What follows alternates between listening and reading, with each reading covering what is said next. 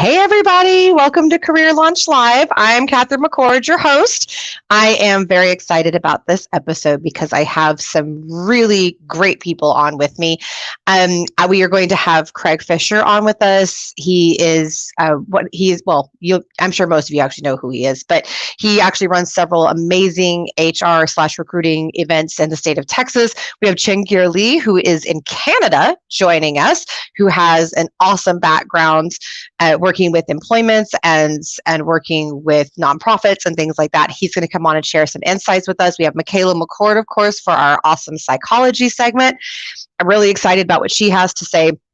And we may or may not get to have Kevin Crosby. He's had some craziness come up, but hopefully we will get to have him join us as well. And of course, today we are discussing professionally surviving COVID, because it has thrown a lot of people for a loop, even the people who have gotten to keep their jobs. It has been really stressful for everybody. So the first thing I want to kind of go over with today's episode is the facts of what is going on in today's job market. So I've done a lot of research on this. I'm going to be able to tell you that most of what I'm getting is from Bureau of Labor and Statistics. I also did a little bit with pay scale for my research, so that's where I am getting these facts, just so that you know. So you can look them up for yourself if you prefer. So in the month of November, we saw unemployment drop to 6.7%, which is really exciting because it got almost up to 15% during COVID. So that's really a great mark to be at right now. It's a little slower than what we all wanted, but I am not surprised, as we are now in the holiday season, which is traditionally slower for hiring anyway.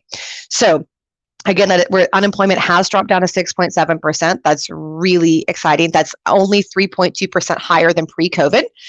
So we're getting back to normal. We do have 2.8 million people still in temporary layoffs. So that means basically furloughed. Okay, that's that number. And then 3.9 million in long term. So that means that they have been unemployed for 6 months or longer.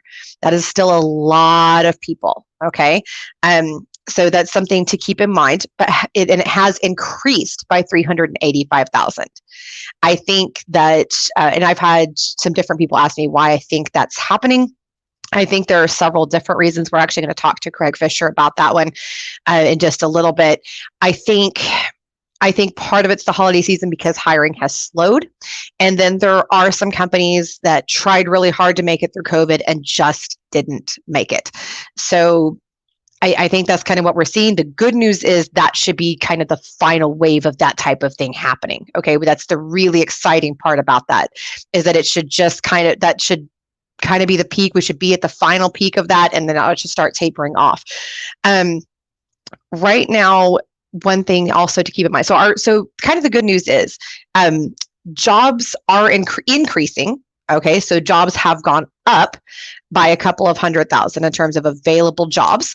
And so what that means is that unemployment is coming down, jobs are going up. So you should start to see a lot more of a leveling out occurring. Okay, so start looking for companies that are going to actually start moving to hire after the holidays. But do remember, we are in the slow season right now. So holidays are going to be a little slow, little pokey. Around January 5th or 6th, expect to start seeing some real traction in the job market. I am really excited about this. I think it's going to actually be basically back to normal in January in terms of the job market, which is really, really exciting to see after such a tumultuous year that we had this year in the job market. And somebody just said, thank you. I don't know exactly for what, but you are very, very welcome. And definitely please connect with me. They just dropped my LinkedIn in the comments. Thank you, Nina, for doing that. And yes, please connect with me. Absolutely. I love talking to my audience. I love getting to know you, helping you transition your career, all of that. I'm glad to provide resources. Speaking of resources, I have some awesome resources for you guys. So we just went over the job market and these specific numbers. It is getting better. It's not perfect yet, but it is getting better. I did a little poll before this show that I wanted to kind of share with everybody. I'm kind of, it was kind of interesting to see. So it seems like people are no longer worried so much about the number of jobs available, which is good because as we discussed a second ago, they are going up, but they're more concerned about job security and about getting lost in the shuffle. So what we're going to do is we are going to really get into how to not get lost in the shuffle with Craig while he's on. That is definitely some of his expertise, and I have obviously some thoughts on that as well. And we will also kind of go into that a little bit with Michaela when she's on. She's going to be our first guest, I believe, today, because I don't think that Kevin's going to be able to make it. So we will have Michaela talk to us a little bit about that too. So with that being said, the first thing I want to do is talk about the job security aspect. Guys, again, the job market is leveling off. Everything is sort of plateauing, economically speaking, in terms of employment. So I think that you're going to be good with your job security. I think you're going to be all right. There are a few industries that are still kind of up in the air, like restaurant things. A couple of retail industries, oddly enough, are not doing all that well right now. But outside of that, guys, I think you're gonna do good. And there are a few industries that are actually seeing increases, which is really exciting. HR is seeing some peaks, which is great. IT is seeing some significant increase, especially in cybersecurity realm. Which I think is kind of obvious why that's happening. And then, of course, medical is seeing some peaks, and they are really diving back in as well. So before we get into anything else on the show, I do want to give you guys some resources, because I did have some people contact me and say, hey, how do I find help with training? How do I find help with placements? That type of thing. The first thing that I want to say is, guys, I'm sure that Nina will drop some links here for you. There are some amazing people that you need to be following and connected with and talking to. If you want help standing out and not getting lost in the shuffle, first of all, follow Chin Gear Lee, who's going to be on the show with us later today. And then you're going to want to follow Trevor Houston, spelled just how it sounds. You will definitely, he's on the Who You Know Job Networking show. Definitely follow him. He gives a lot of wonderful tips as to how to stand out and really make progress. And by the way, it works. There are people constantly thanking him for the tips that he gives. And then if you want a job coach or a BFF, a career BFF, connect with Anna Morgan and Andy Cook. So Anna Morgan is spelled exactly how it sounds like it's spelled. And her show is Career BFF, and her company is Career BFF. And then Andy Cook, ANDI, and then Cook. And she is, I can't think of the name of her company off the top of my head. I'm sorry, Andy, but she is wonderful, and her people land all the time. Her clients are constantly getting jobs, and she is very, very affordable. She and Anna both. So definitely, in fact, we just dropped their links. Thank you so much, Nina, for that. So some additional resources for you. If go to bestrong.global, they have resources for classes, support groups, things like that for younger people, especially students. They are a great resource if they're emotionally struggling. They have mental health resources, things like that. The Boys and Girls Club, if you are struggling financially and having trouble putting food on the table, they actually have some wonderful programs. And then also another great one is Skill Up. So Skill Up, SKILLUP, is a great resource for trainings, for employment in your area, all kinds of different things. So if it is job related, definitely check out Skill Up. They are wonderful. And then if you just want to see a great resource, free resource for a bunch of employment in your area, including remote positions, check out Project Help You Grow as well. And Ira Bowman, that's his. So those are just a few resources to kind of help you guys out. I see Michaela in the waiting ring. I'm going to go ahead and bring her on. Let's get her on here. Here she is. Michaela, where'd she go? I thought I was bringing you on. It did not work. And where you are? There you are. Hi. Hi. Good morning. You look festive. Oh, thank you. Yes, I try. This is my favorite card. Maslow has on. Oh, Maslow does? Oh, we need to see that. Let's get Maslow real quick. Maslow, come here, honey. Come here. Let's come. So Maslow, for those of you that do not know who Maslow is a professional. Oh my goodness, I can't deal with it. He is a therapy dog, a working therapy dog. He goes to work with Michaela every week and helps the children at Midway High School or junior. Where are you at? Middle school, excuse me, middle school. And so he is a professional. We're glad to have Maslow on the show as well. Glad he's matching you. Yes. That's awesome. I'll probably just hang out here for the rest of the time I'm on. That's fine. That's fine. Maslow's very welcome. Livy's over here in the background anyway. Oh, hi, Sharika. And I had a wonderful tip just dropped by one of our viewers. It says they could try Google Skills Shop. They have lots of free training. So that's another phenomenal resource. Thank you, Sharika. That is a wonderful, wonderful tip. Thank you very much. So Google Skills Shop, that's one I didn't even know. So everybody, if you want some trainings and you want to learn something, check out Google Skills Shop. Thank you so very much for that. And yes, Maslow is very cute. Sharika says he's very cute. That's my nephew. He's adorable. I love him. All right. So Michaela, I wanted to kind of get your take on this. So at the beginning, I mean, you've been with Career Launch since the beginning, right? Mm-hmm. And at the beginning, everybody, despair was the number one word that we heard from people. And that was so disheartening. I thought was it despair or defeated? Both, actually. But defeated was, I think you're right. You did correct. I think defeated was number one, but we heard despair a lot as well too. And since then, and at the time it was, there's no jobs, there's no information, there's nothing. Now, kind of excited about this, it's shifted. So I did this poll and I think I sent it to you just so that you could see about that they are, I asked, okay, what's your number one concern? And it was, is it number of jobs? Is it getting lost in the shuffle? Is it getting the kind of money you want? Or is it job security? And now basically nobody seemed worried about number of jobs. I think one person replied that was their concern. Yeah. Everybody else, it seemed to focus on job security and getting lost in the shuffle. Yeah. So what does that tell you, first of all, about the psychology of what's going on with people right now and how things are shifting? I see a lot of anxiety because we've been thrown into the situation of uncertainty. Back since March of this year, we have just been topsy-turvy. We don't know what's going on. We don't know what's going to happen, what's coming next. And so there's a lot of anxiety and uncertainty. And I don't blame people for being concerned with job security. In fact, I saw this cartoon a couple of weeks ago that really, I thought, depicted the situation well. And it was a group of these cartoon characters pushing open a door that said 2021 with a broom. Like, what's in there? Yeah, I thought it was funny, but it was also really, really true. And so I've seen a lot of that happening, people being very concerned about what's coming. And as far as, what's the second thing you asked about? I don't know.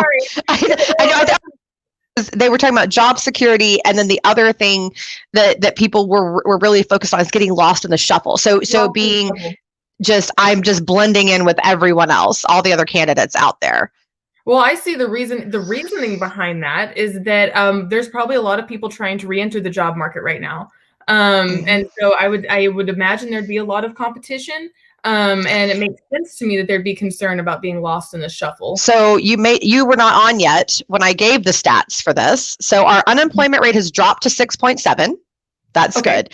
But there are 3.9 million people that are on long-term unemployment. That means 6 months or longer they've been unemployed. And that has gone up by 385,000. Oh man, that's a lot. Really difficult. Yeah, that's a lot. Now, the good news is the job market has also seen an increase in positions of about 245,000 positions. Okay. So that's good. So at least there's jobs to be had. But I do think that there is something to, okay, so how do I, with all these people, what do I do? And by the way, that unemployment number is still 3.2% higher than we were pre-COVID. So it's getting better. But it is much higher than we were pre-COVID. Yeah. Well, there are a lot of jobs that were lost, a lot of positions that were let go because of COVID. Yes, absolutely. And there's still 2.8 million on temporary layoff that should be getting their jobs back, but some of them have still been unemployed a few months. So let's talk real quick just about what does the uncertainty of being unemployed for months at a time, whether you think you have a job to go back to or not, what might some of these people be feeling, and what are some of your tips to help them get through it? Well, the first thing that hit me was, again, that the anxiety. I was like, well, what's coming? Not knowing what to do. And because they can't do anything right now, or at least it's very I'm not gonna say can't, but it's very difficult to do things for yourself right now. That energy gets stored in your body. And so then there's nowhere for it to go, and it just sort of sits there. And then I can also see that leading to depression, especially if there's nothing that you can do for yourself. And I know, because I've seen it in clients, I've seen it in other people that I know, that the depression can hit pretty hard. Okay. So how do you release that energy then, instead of just keeping it inside? Well, I'm an avid worker outer. I do other stuff good. I don't verb well, but sometimes I go and work out. Just getting your body moving is a good way to get out energy that's stored up and pent up. Also, just moving through the emotion. And this is something I'm a very strong, firm believer in. And what I mean by that is, if there's anxiety, it can be very easy that our initial response is, oh no, it's not there. I'm not anxious. Just push it to the side, push it to the side, push it to the side. Mm-hmm. And instead of doing that, giving yourself an opportunity to, okay, it's unpleasant, it's uncomfortable, I'm anxious, and it's here. Mm-hmm. I'm worried about this. And one thing I often do, hold on, let me get him down. There you go, honey. There you go. And one thing I often do for myself, I suggest this to clients, my own counselor works with me on it, is actually inviting your emotions in, like saying, hey, anxiety's here, come sit with me. Let me get you a cup of tea, like you would a friend, and just sort of work through it. Mm-hmm. That's more experiential. That's something I'm into, but it's something that can help a lot. One thing that I do that you and I have talked about before is I do, and because of some of my mental health issues, mm-hmm. I do grounding exercises. And what grounding is, guys, is when you just kind of bring yourself back down to earth. Because what happens mm-hmm. is, I know for me personally, when you start to think, I'm never going to eat again, I'm never going to work again or whatever, you get afraid, and it's that fight or flight starts to kick in. So mm-hmm. I do exercises that kind of work me back down to a functional level. So things like, the first kind of things you want to do is kind of bring yourself back to just reality on things that cannot be argued with, things that that your brain can say, yes, this is fact, this is okay.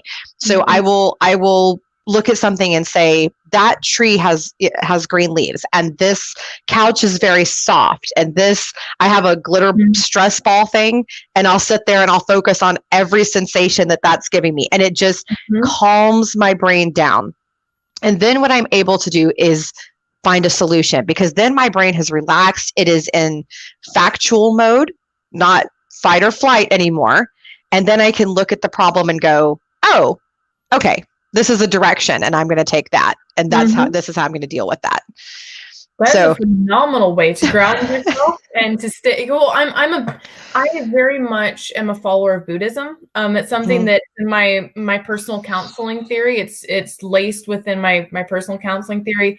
And I study it on my own, and grounding is a huge part of that. It's the present living. It's that mindfulness and being able yes. to ground oneself to what like you said, reality, what's around you, mm-hmm. in the immediate moment, because that's the only time we are alive. The past is a breeding ground for depression, and the future is a breeding ground for anxiety. So it's like living here in this moment. That's such a beautiful way to work through what's happening. Right. Absolutely. I love that too. And I think it's so important to take the time to do this for yourself, because otherwise you will just end up in pandemonium and stress. And how that ties back to your job search and everything is, a lot of times, and I spend a lot of time now talking to job seekers where I didn't as much before, other than my candidates. But because of this show, I spend a lot more time now talking to job seekers and hearing their perspective on things. And one of the things that I've seen a lot is that people, they get so disheartened because they're just you get so many rejections and you get ignored so much, right? There's that lost in the shuffle bit, right? And so you have to find a way to stand out and just to get through it, because sometimes it's just, you just got to keep going till one day it works. The other thing is, Einstein's definition of insanity is to keep repeating the same action and expecting a different result. Guys, if it goes a couple of months and you're not getting any nibbles, try something else. And stay out. I tell people always say, I always hear show hosts and things like that say, go outside your comfort zone. Stay outside of your comfort zone. And you will also grow a lot as a person. What do you think, Michaela? I entirely agree. I'm also laughing because I am like, I don't always do that because my comfort zone is very comfortable. Yes, that's why it's called a comfort zone.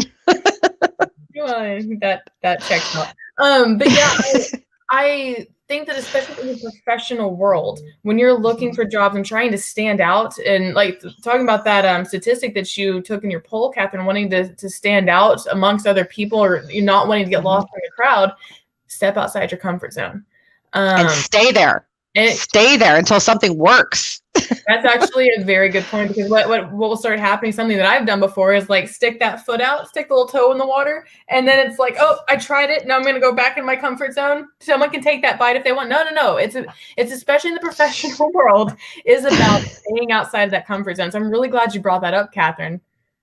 It's been a thing that I've watched several other people preach that really know what they're doing and that have had great success from it, and it's true.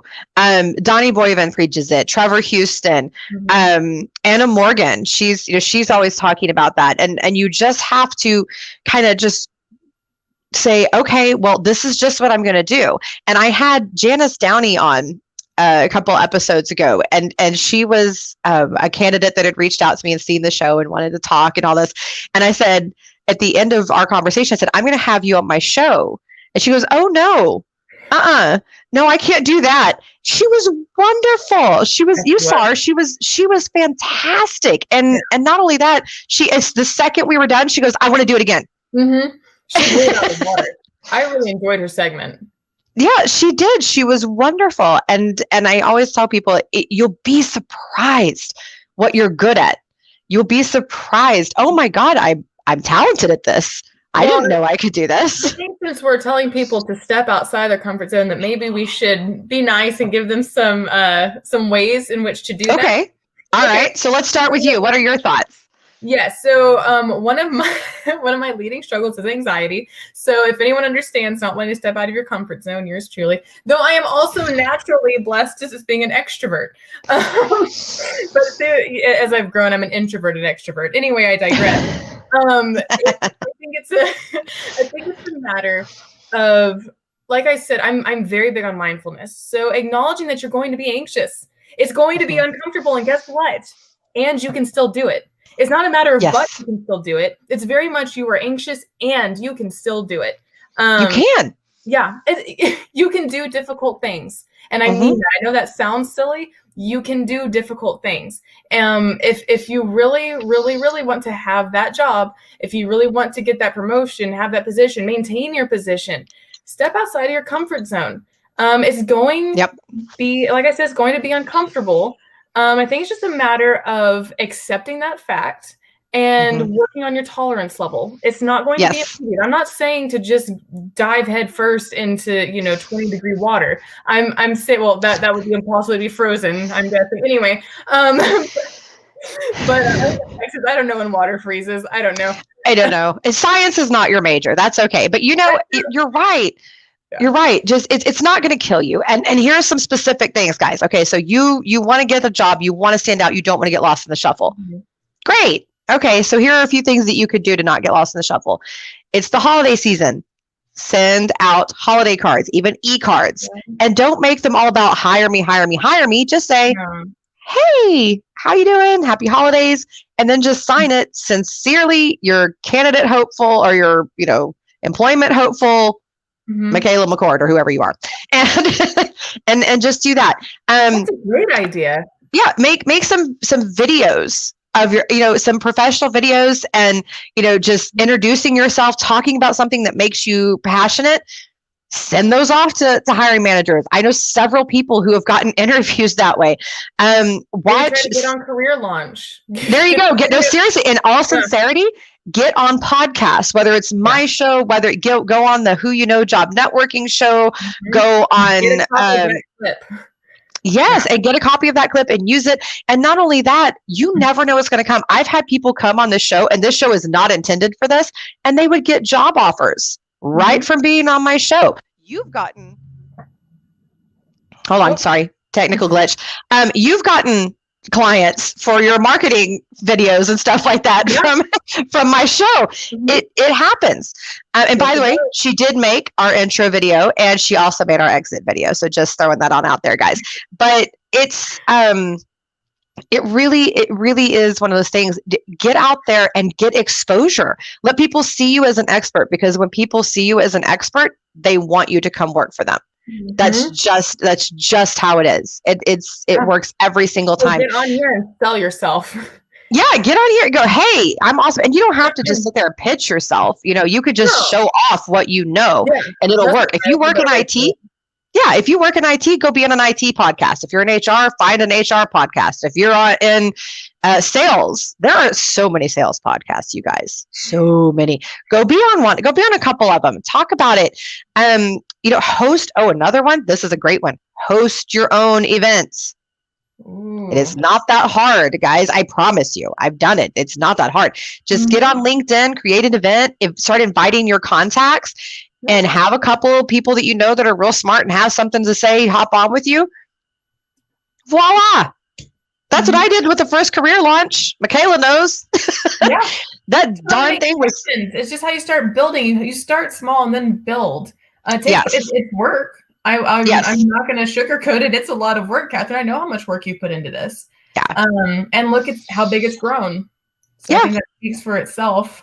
It does. And I think too, people, so guys, when you're getting out there, just try some different things and do things your style too. Do things that are unique to you, because that will attract the right employment attention. That will get the right people coming your way. Another big one is your LinkedIn content. And we're going to have Chingir go into specifics on that for you later. But that really is a big one. That is a big one, is your LinkedIn content. If you're looking for a professional level position, start putting out contact, hashtag it, tag people that would be interested in it, get some conversations going. It doesn't take a lot. You don't need 100 likes or comments or whatever, but I mean, it's nice. It would be nice. I had a question real quick. I was wondering if you would go into a little more detail on the proper way to hashtag, and if you want to, but I just honestly just think that maybe some clarity for people, including yourself. Not for me. Hashtagging, actually, LinkedIn is really cool because it will suggest hashtags for you. So LinkedIn actually really helps. Facebook and stuff like that's not so helpful. But so what you want to do is you want to think of terms that people would be interested. So for instance, when I hashtagged this show, it was hashtag COVID, hashtag COVID-19 relief, hashtag COVID job crisis, career help, career advice, job seeking tips, things like that. So just stop and think of the top 15, 20, and you want a lot of hashtags, a lot of them, because this is, and what hashtags are, for those of you that don't know, because I get that too. What does hashtagging do? People follow these terms. And so when you hashtag it, it will show up in their feed because they follow that term. So that's really important. Same thing, by the way, if you want to post your resume or a video of your resume, guess what? Hashtag it. If you want to get on LinkedIn and have a bunch of people see your resume, hashtag it. People will see it. So that's hashtagging. Let's see. Can you give some tips on generating coffee chats? Okay. So this is going to be a controversial statement that I'm going to say here. And I'm going to say this on behalf of all the people I know that are in my position, that are in hiring team positions, that get these messages all the time, and we've said this before on the show, do not message us and ask for 10 to 15 minutes of our time. And I know why you want to do that. Okay. I get it. And I'm not talking about just networking. Okay. That's not what I'm talking about. If you want help with your job search or your resume or something like that, you have to understand that all these people, myself included, we want to help you. We feel your pain. We understand. But if we did that for everyone who asked us, we would literally do nothing else. Okay. And that is true for every HR person I know, every recruiter that I know, every hiring manager that I know. Okay. We do not have 10 to 15 minutes. So here is the alternative. All right. Watch a bunch of programs like this where we're going to give you the tips, because this is how I give back to the job seekers. This is how I do it because I don't have the time. Number 2 is get on Zoom networking type things, all right? And get your questions in that way and ask. And a lot of those have options to go, I forget what they call it, but you could go off in like a separate little sub Zoom, just the two of you. Ask to do that. I can't think of the term. I'm so sorry. But ask to do that. Say, hey, can we branch off and have a little quick one-on-one?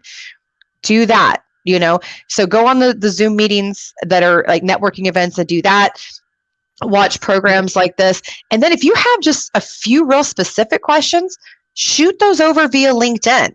So like if you just have one or two real quick, I'm just kind of curious about this question, you don't need a whole conversation for that. Just shoot that off on LinkedIn and let them respond to you real quick. I do that for people all the time. I don't have 10 or 15 minutes to talk to you, but I will answer your questions via LinkedIn. That's a more efficient way to spend your time, especially when you're so busy. You're running your own company. It's much more efficient. 3. I am running 3 companies. That's so true. My apologies. I appreciate that. Yeah, 3 companies. It's very difficult to have time to respond to things like that. So yes, with chats like 10 to 15 minutes. That's not practical. So I absolutely vehemently agree on just tell me in the message what you want from me. Yes, plus it takes away that uncertainty of, well, what's this going to be? And that's too. Oh Lord. And let me tell you too, I can't tell from this name if male, female, whatever, but let me tell you, especially since being on the show, I get weird, let me hit on you messages a lot. And oh Lordy. So you don't ever want to make somebody think that's what it is. So state your very clear purpose. Now, if you want to network, this is a whole other thing. If you're just looking to network, the best thing you can do is just send a message and say, hey, I'm looking to network. This is what I bring to the table. This is how I can maybe help you. Would you like to have a 10 to 15 minute chat? They either do or they don't. And from the psychological standpoint of this, think about what's going to entice the person. You want to look appealing, friendly, and like you're going to work with them and do something for them in return too. Reciprocity is huge in the professional world. So anyway, I just wanted to throw that in. No, 100%. That was spectacular because that's extremely true. You want to let people know, I'm not looking to mooch. I'm here for a mutual relationship. This is what I'm here to do. So make sure, like she said, to put suggestions of, this is what I can do for you. This is some things I bring to the table. I could make some intros over here for you. I had one person that reached out to me and said, hey, I do a lot of networking. I know a ton of business owners. A lot of them are always griping to me about their hiring problems. I'd love to chat with you and see if maybe I could, send you some referrals. There you go. That got my attention. And then it did. And then I also looked and I said, oh, great. Well, I could send you referrals on this. And that really worked out. So the other thing too is to target the appropriate people, right? Target people that you can have a mutual exchange with. Though that's going to be a lot more helpful. Yeah, which takes research. Yes. The companies you're looking at, don't just like look on LinkedIn and be like, oh, this person looks good. Like you said earlier, Catherine, pay attention to what they're posting. Just really show an interest, like a genuine interest. Yes. Yeah. Yeah. And so one of the other things that's happened a lot during COVID is that more and more people are using these bots to like send out their marketing messages, to send out potential job search. People are doing this for their job search. It's so obvious that it's a bot. It's like you did not take the time to come in here and give like you. To me, it sends a message of you didn't give me your time. Why would I give you mine? Yes, thank you. Thank you. It is the most annoying thing to go. And when I sit there and mess with the bot, by the way, every once in a while, if I'm just bored, I'll just sit there and mess with the bot. And like just because I'm bored out of my mind, but it's never going to go anywhere. Because yeah, well, I guess that's true. I'm going to hire the bot. No, it really, it is annoying. It is annoying. So first, I'll never do that. Even if you're, hey, for my salespeople listening and all that, don't use these bots. They stink. Okay. Get a person. Michaela did this for me for a while. I hired her to send out my sales messages. Mm-hmm. She was still a person doing it so that she could have human response. Tailored into the person's specific position. And I found really quickly, that's how you get responses. If I sent the same, I did what's called sourcing. And if I sent the same message over and over and over and over again without personally tailoring it to people, I barely got any kind of turnaround. Right. And that's the other key. When you're looking to hire HR people that are watching, it's the same thing. Don't be generic. Okay. Talk to the person. People read through that like that, and they're over it. Yeah, even though it is online, you're still communicating with a real person, and it can be so easy to forget that, I think. I don't want to make a generalization, but I think it can be easy to forget that. Is there anything you can do to make it personable, make it personal? Just seriously, like, anything you can do to show connection is going to be different. Yes. And I want to say too, on that note, so when it comes to, so first I'm going to talk about the HR side of this and the recruiting side. And if you're a job seeker, this is what you should expect. And if you are on the hiring side of things, this is what you ought to be doing. Okay. And there's no excuse not to. Number one, if you're going to reject somebody, let them know. That is a pet peeve of mine. It can be an auto email that once you move them to rejected, it just lets them know. And the way that I handle that, and job seekers, let me tell you, we get way too many applicants to send you a personalized rejection. Okay. Now, we'll talk in a minute about what happens once you interview, but I'm just talking about, I just got your resume. That's all. I've never talked to you. You're going to get a canned response. Okay. But they should let you know. Yeah, and what I don't let people, I'm sorry, I just wanted to say it's really crappy to not let people know, because they're counting on that position and waiting for you, and therefore missing other job opportunities.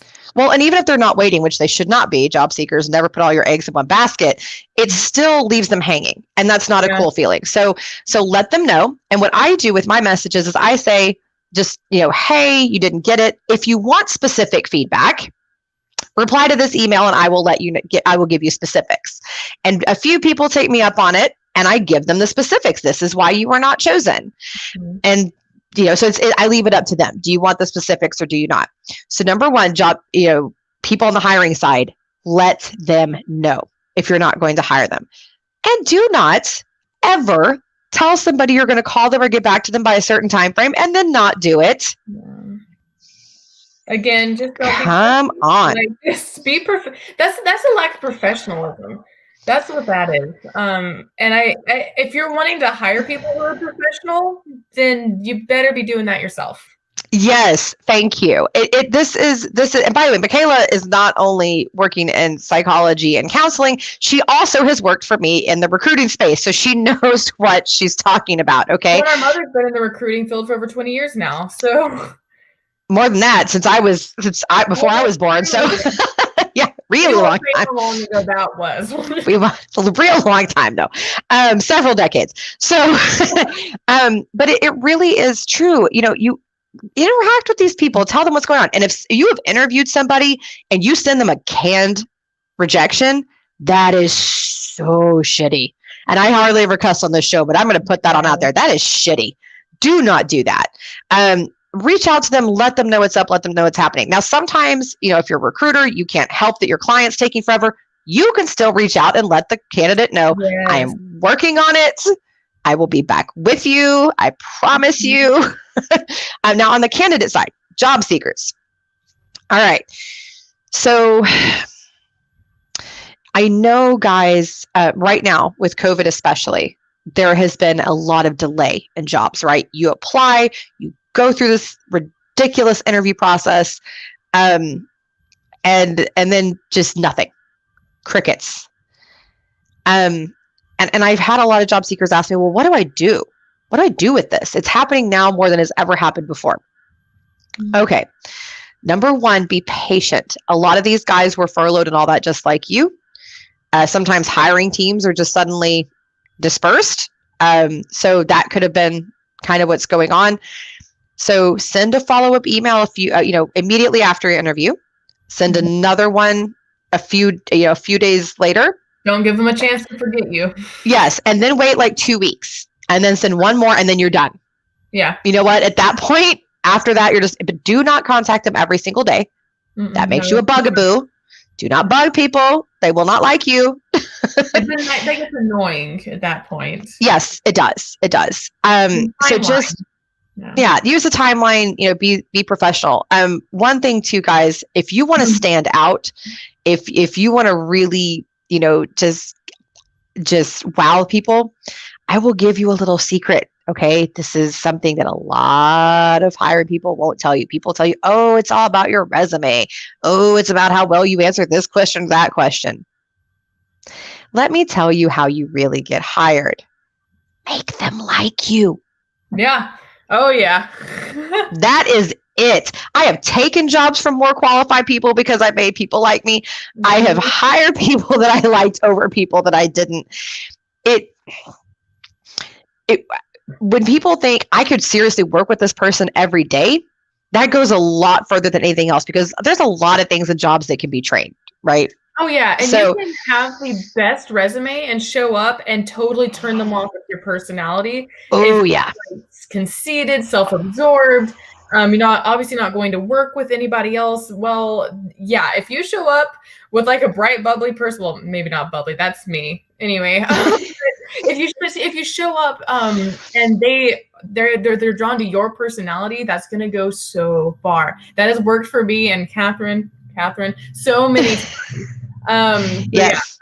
Yeah, that's a big one. It's so true. So when you're interacting with these people, be happy, be sunny, and not like annoying. Don't be like, like that, but just. That's what I do.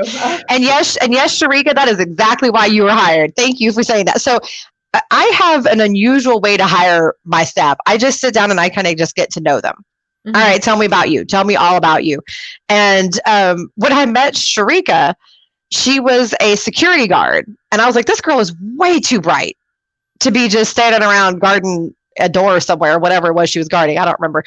And she was working. Oh, I remember. She was working with this god awful client we had. And guys, this is another way that you can stand out.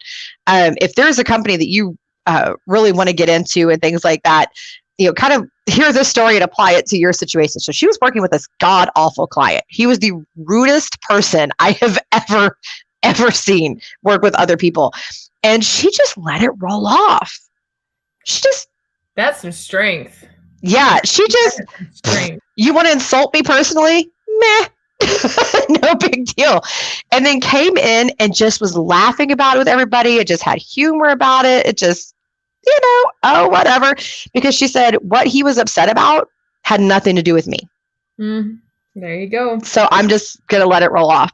And so guys. That's an employee to have. That is an employee that you're like, I'm going to have just like virtually no trouble from. So virtually. Yeah. This person and the no trouble thing. So our mother and I are always talking about drama.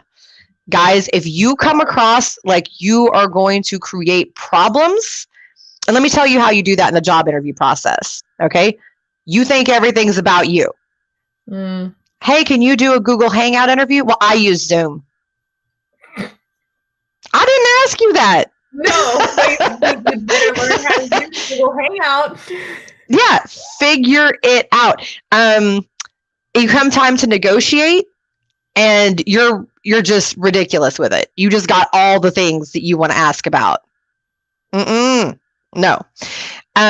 Every story you tell is about how somebody else caused a problem. Yeah. Okay? You are drama. If everything that comes out of your mouth is, oh, well, so and so did this and I had to fix it. Oh, if you constantly complain about your former workplace, if their whole interview is you telling me about how crummy the other place was, I am not going to hire you. You have a bad attitude. I don't care how true it is. I do not care how true it is.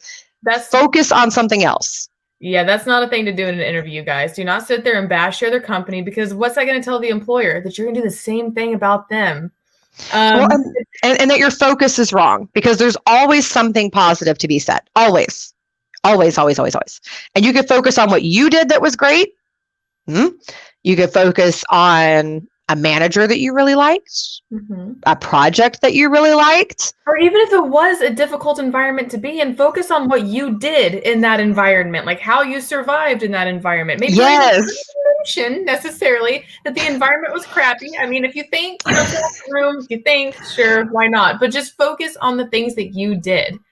Yes, yes. That is a huge one, guys. Drama is a turn off. I have had so many people make that mistake over the years. The other thing is, when someone asks you how you're doing, something like that, do not give too much personal information. I hear that all the time. I literally, I went to reefer last weekend. I had a guy tell me he had to get on ED medication. Legit, in a first interview, this happened, and I went, did he get I didn't know whether to say I'm sorry or no, he did not. And it wasn't even because of that. It was for other reasons. But I was going, I don't even know how to respond to that. What do I say to this? Honestly, power to him for normalizing. Power to him, but just, again, professional. That's not something you want to disclose to a potential employer.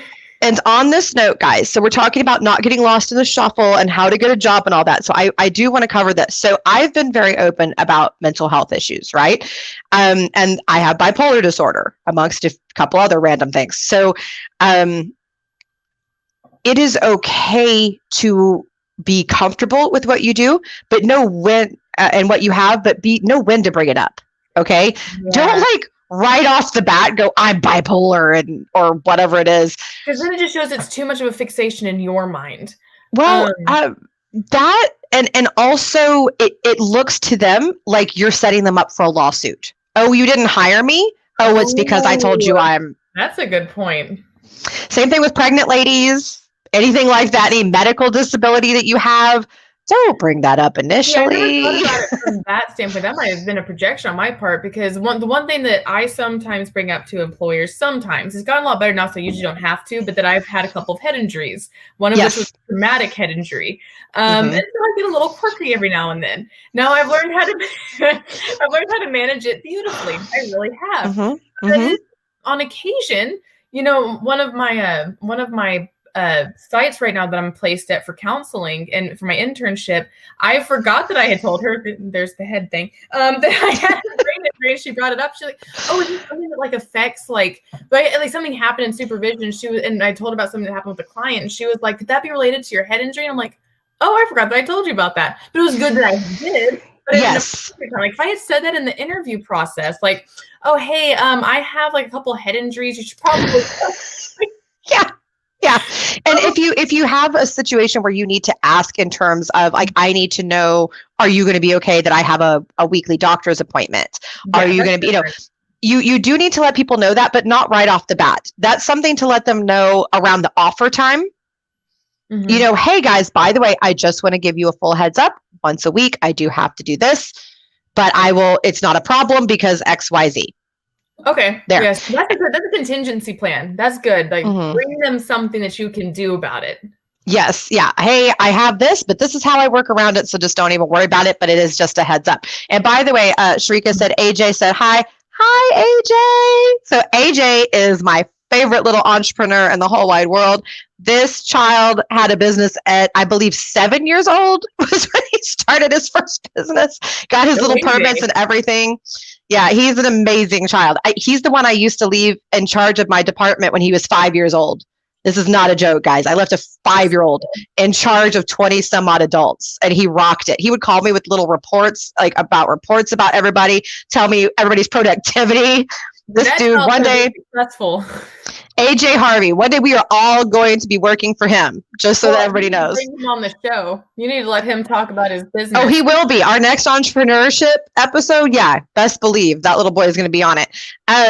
So I want to go ahead. We have Craig in the waiting area. I want to go ahead and bring Craig on because I want to get. Well, I want to jump off here pretty soon. Okay. So I have a couple more minutes, maybe like 2 or 3. Then we'll say goodbye to you. Okay, sorry. Bye. Bye. Okay, Craig on. Bye. Oh, there we go. Let's get Craig on here. See, there he is. Hey, Craig. How's it going? It's going great. Thank you. I can hear you okay. There's a little bit of a glitch. A little bit of a glitch. All right, let me jump out and come right back. All right, let's try that. All right, we'll do that. All right, and in the meantime, by the way, I had Sharika correct me. He had his first business at 6. AJ did. So guys, if your kids are telling you that they want to run a business and they're real young, don't let it stop them. Let them keep on keeping on, because trust me, that will blossom into something awesome. So we're going to be bringing on Craig Fisher.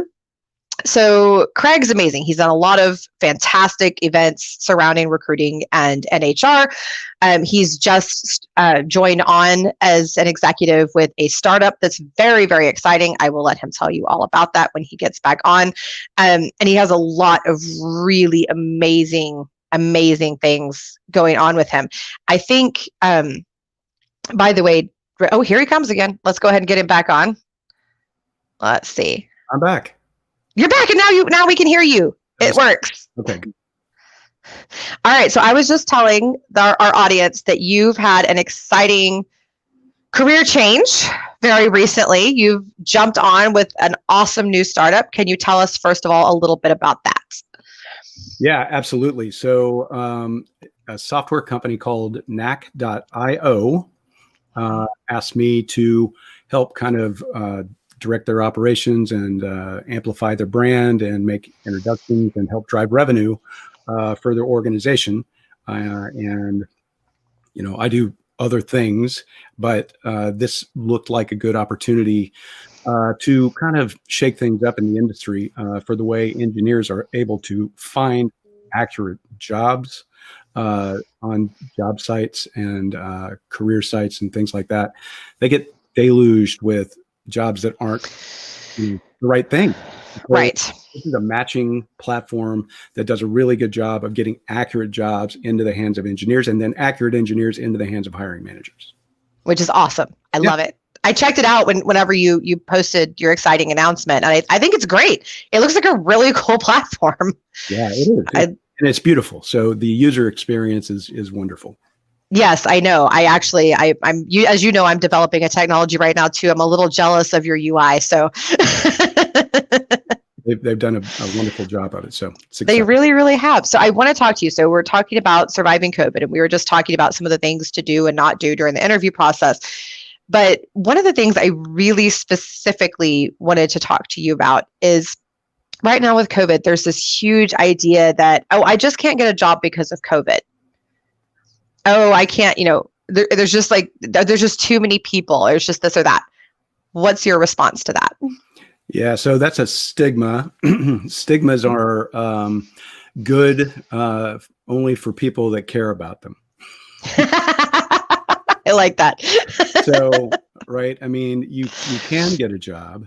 And a job isn't necessarily what you need all the time. So I tell everybody, as soon as they get into transition mode, if they haven't already done so, start your own LLC, right?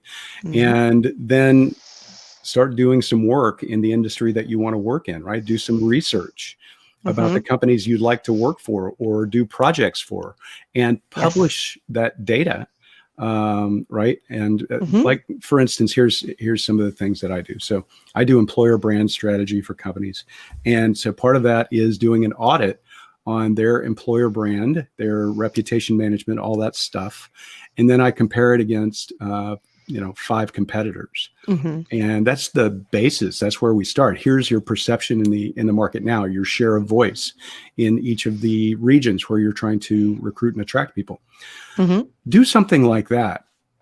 Like study the company. I love that. Yeah, study the company that you'd like to work for and 5 of their competitors and say, here's how they could do their HR processes better or their onboarding for job candidates better based on survey results that I gathered, or whatever it is. And if you're in accounting, do a survey around payroll and The accounting financials. process with yeah, exactly. And then publish that data on LinkedIn under your new job, which is your new LLC. Right. In your experience on LinkedIn, and then tag all the people that work for those companies. Yes. I love that. Yes. I love that. That's so creative.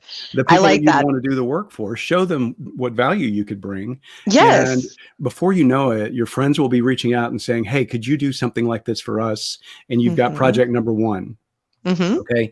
And then that's going to snowball and it's going to be fun. And you're going to have this great lifestyle business happening. And before you know it, somebody will offer you a job because it'll be cheaper to hire you full time than pay you to consult. 100%. And I've actually seen this work for more than just Craig, by the way, guys. Dan Irvin, we've had him on the show and he's spectacular. He is just spectacular. And he did essentially the same thing. And now he has a whole job with public speaking that he started during COVID. And he's now a paid public speaker and management consultant as well, a leadership consultant. And that's amazing. So this is one very creative way to do that. And people think, oh, I don't want to consult. Yeah. Well, let me tell you, number one, what you're doing isn't working if you've been unemployed for 6 months or more. And you weren't on yet when I shared the stat, but over 3.9 million people have been unemployed for over 6 months in this country. Yeah. Something you're doing isn't working. Right. So try this new way to do it. And it doesn't mean you have to be a consultant forever, but it brings in money in the meantime. And it's a creative way to not get lost in the shuffle, which was the number one response we got that people are afraid of right now in COVID is getting lost. And here's the other thing, Catherine, once you've started your company, never close it, right? Your end date is always to present on your LinkedIn profile. And so you never have that gap in your resume. Right. You've always got that to pivot back to. So for several years, I was a leader at one of the largest staffing companies in the world at Allegis. And in May of this year, they laid off 300 people in my division, including most of my team. And I accepted a package and I was very grateful for it. And thank you very much. And I still had my business going on over here that I've always done. I host the biggest recruiting conference in Texas in the Southwest. And then I consult for all the employers that go to the conference. And I'm an advisor to a lot of the vendors and HR tech companies that sponsor the conference. And so that's my little merry-go-round, right? I keep that going all the time. And in the background, it's my nights and weekends job, if you will. So, and I do trainings and workshops, all this stuff. So I just pivoted that back to the front. And it's way more profitable than being employed somewhere. I'm easily able to pay for benefits and things like that. That's not a big deal. And so, to those who say I don't want to consult, there's a stigma. If that's in your mind only in your mind. Okay.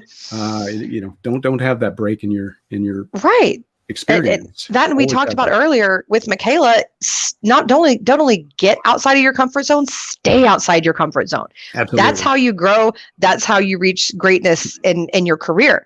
And the other you had some other kind of genius ideas before on the show. And about, kind of some creative ways to just kind of put yourself out there. And one of them that I really, really liked was you talked about, okay, so this company can't afford to bring me on full time right now. And by the way, in COVID, this is a perfect idea. Okay. So he said, okay, so he picked three or four companies. I don't remember the exact number, and went to each one of them and said, okay, you pay a third, you pay a third, you pay a third, and you all get a third of my time and you all get me, but you don't have to pay that full price to have me. That's right. Genius. Yeah, absolutely. So the companies that sponsor my conferences, I went to them and I said, look, I'm gonna have some free time in my schedule, and I'm going to dole it out like this. Mm-hmm. And to be honest, when you say consulting, I don't want to do that. Anybody that's got that in their head, doing work with a company is doing work with a company. You're a Mm-hmm. consultant, even if you're inside the organization. And if you're not, you should be, right? You Right. should be one of the best consultants inside the organization. So it's a great skill to have no matter what. But Mm-hmm. the other thing I did was, and I've done this with most of my employers, is I said to Allegis when they hired me on, I said, you can't afford me for this role. So I do this other stuff, and I need it in writing that you're cool with me doing this other stuff. So they gave me 20 paid days a year to do my other stuff. And I just took a little less salary, and it worked out great. Mm-hmm. Yeah. That's perfect. Yeah. So that's, I mean, get creative, people. That's right. Get creative, and by the way, for those of you out there who think that you need 6 weeks or more of PTO, okay, one of the easiest ways to get that is to be a consultant, because then nobody can say anything to you about when you take time off. Okay. That's exactly right. Yeah. Yeah. I mean, seriously, I mean, that's one of the joys of being 1099. Nobody can give you office hours. Yeah. Nobody can tell you when you can and cannot take time off. Nobody can tell you when to work. Yeah. It's one of the best parts about it. So PTO is overrated anyway. If you're good at your job, if you're effective, nobody's going to care if you take time off. Right. That is so very true. That is so very, very true. I have learned that over the years. And I've been that way with my team. I've had them, I'm out of PTO. So what? Take your couple of days. Who cares? You know, good managers will say, don't even report that. You're fine. Yeah, exactly. Yeah. Who cares? Just go. One of the other things I really wanted to ask you, so we've talked about some creative ways to stand out, and those were both wonderful suggestions that I fully advocate, by the way. Yeah. So the other thing is, once you're in the interview process, you've still got to stand out, right? And Michaela and I talked about, they need to like you. People, if they don't like you, they're not going to hire you. That's so big. Right. We've talked about, some of the follow-up and things like that. But when you're sitting face to face, or even, okay, let's start with the phone call, right? The first initial phone call between you and the other company. What are some of the things that you recommend to make people stand out so that they're not just lost in the shuffle? Yeah. So when you meet someone, you can kind of give them a name, rank, and serial number and be very buttoned down about it. So, if we're at a networking event, or if we're online networking, and I say to you, Catherine, hi, I'm Craig Fisher. I'm the CEO of TalentNet Media, CEO of NAC, and I'd like to know a little bit about you. Nice to meet you, and I move on. That's great, fine, whatever. But if I say, hey, Catherine, great to meet you. I just barely got to this event online or in person, whatever, because of the traffic on 635, or because I had to drive my kid to football practice, or whatever it is. I've got 3 boys. We live in Grapevine, Texas, by Grapevine Lake. And I've got a couple of dogs. If you want to find me on Instagram and Twitter, I'm at Fish Dogs. I'd love to connect with you. And by the way, this is my job and this is what I do. And so tell me about you. Now, I'm already a way more interesting and vulnerable person than I was, the first time I introduced myself with name, rank, and serial number, because if you open up yourself, the fastest way to develop trust is to be vulnerable yourself. So say something slightly embarrassing or slightly personal about yourself, so people remember you. And I want to key on that word slightly, because Michaela and I were talking about, there is such a thing as oversharing. Okay, guys. Yes. Yeah. We do not want to overshare. And I've had, and it can be even as minor as, going into some details about your kid, just going on and on and on about your kid. We're not here to talk about your kid. Like, it's cute, tell me, something little about them, but don't focus on that. We don't need to hear all your problems. And just like you shouldn't put all your problems on social media, right? Yes. Oh my gosh. Yes. It's the same thing. You don't want to tell everyone all your problems in person either. Right. Exactly. And it's not attractive to a potential boss. Trust me, it's not. So one of the other things that I wanted to bring up with you is, on the hiring side, because this is something that I see so much. One of the most hilarious things that somebody can say to me in an interview is, I just want to work at a place where there's no drama. I am all about avoiding drama. And I see you laughing.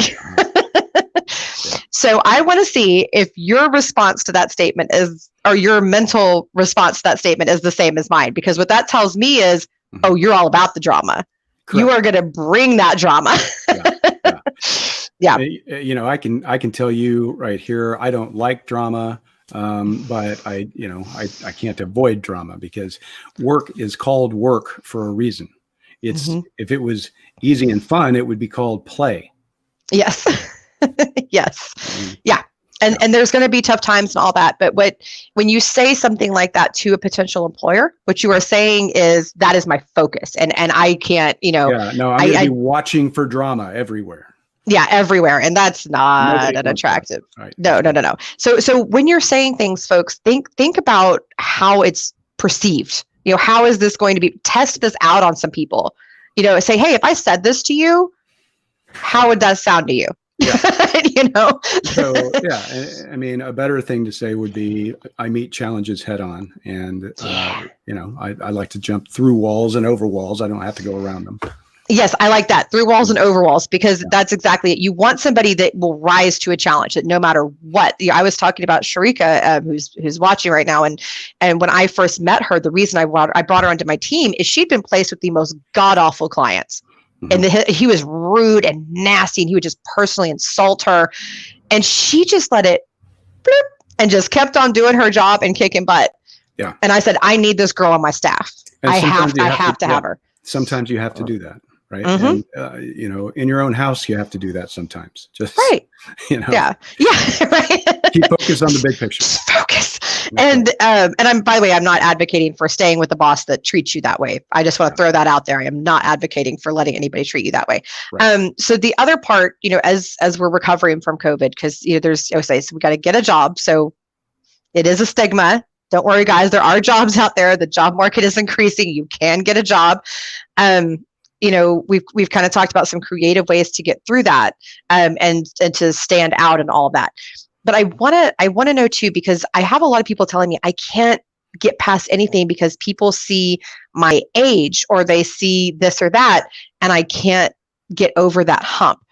So do you think that resumes are something that, obviously we all need them, right? I'm not saying we don't need them at all, but do you think that people should put more emphasis in other areas, or should their emphasis be on their resume?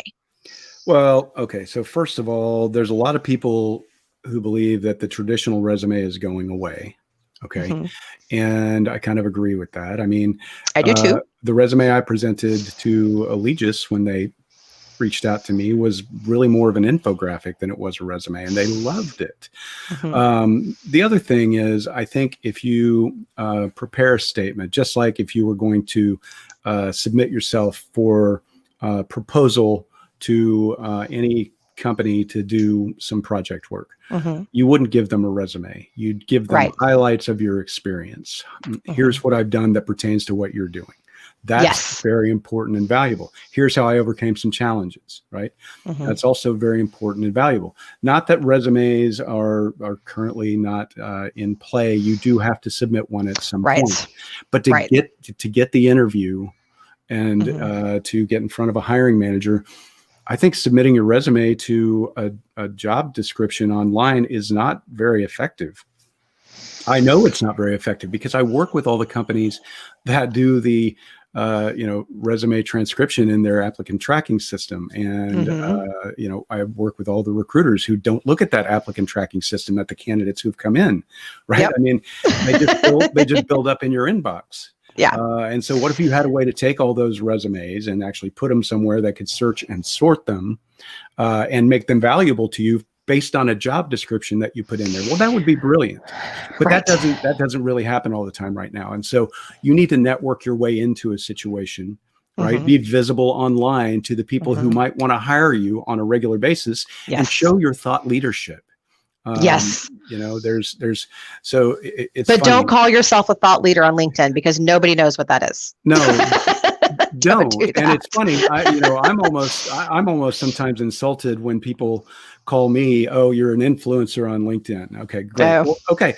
No, I do that so that I can generate business. I do actual work and lots of it, and really good work. I have great references from my customers for the work that I do, the very strategic, hard work that a lot of people can't do. Now, what I'm good at, though, is consistently talking about that work, showing the work, writing case studies about the work, and presenting it online, and then inviting my customers to be online with me to talk about the work. So I'm not just a LinkedIn influencer. I'm really good at my job, and then I talk about it. And that's right. driving business. Right. And I want to really hit on what you're saying here, because guys, there's a big difference between fluff, okay, which is what we're talking about, saying I'm an influencer and saying all these, here's all these quotes and all these people like my quotes.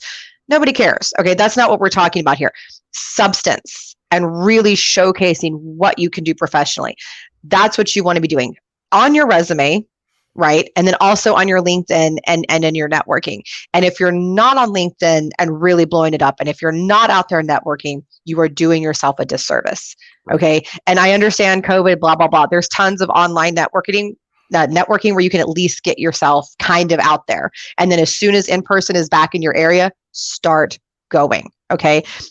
That's how you really grow yourself. And if you're uncomfortable in the networking situation, take yourself a little rah-rah person that'll do your introductions for you and let you and kind of showcase you. Mm-hmm. But you have to put real substance. Craig's absolutely right. Talk about the real things going on and what you're doing and how you're doing it and that type of thing. That's actually a skill I'm still trying to hone, but I know it needs to be done. I know, in terms of, I'm still trying to learn how to hone it in terms of online, on LinkedIn and all that.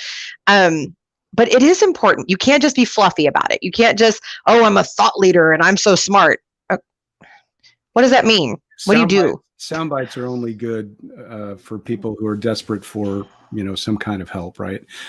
I don't even do that hardly anymore. If you see clips of me on LinkedIn, I'm pulling stuff that might be really valuable to either job seekers or customers looking at technology, things like that. But the people that are on those videos with me are my customers. I'm actually doing work with them and I'm getting paid. And I'm not paying them to be on my podcast. I'm bringing them on my podcast to talk about the work we've done. Right. And, exactly.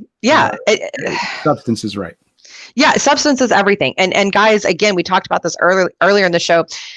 Notice that everybody keeps saying, get online, get on podcasts, get on podcasts. Mm-hmm. There's a reason. If whatever you're an expert in, whether it's IT, sales, accounting, get on a podcast relevant to that and be a guest and showcase your expertise.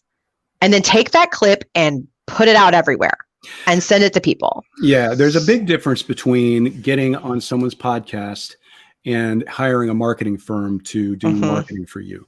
Nobody knows the marketing firm. The marketing firm doesn't have a built-in network of people that trust it, except their customers, and that's it, right?